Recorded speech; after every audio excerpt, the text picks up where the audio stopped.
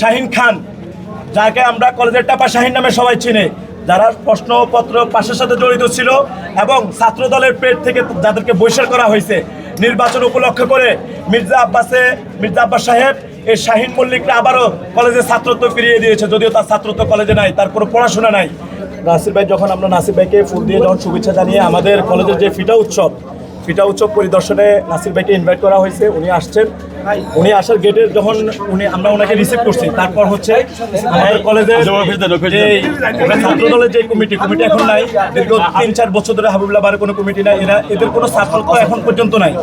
যেমন তার মধ্যে হচ্ছে হাবিবুল্লাহ বাহারের সাবেক যুগ্ম আহ্বায়ক আসাদুজ্জামান মাসুদ ভূঁইয়া ভাই, উনি আমাদের সিনিয়র ভাই, কিন্তু ওনার কোনো ছাত্রত্ব নাই, কিচ্ছু নাই।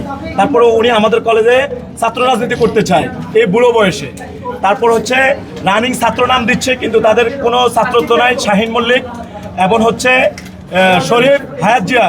এবার সর্বোচ্চ বড় কথা হচ্ছে আমাদের কলেজে আপনারা জানেন যে এই বছর জাতীয় বিশ্ববিদ্যালয়ে ভর্তি পরীক্ষা হয়েছে, এটাই প্রথম।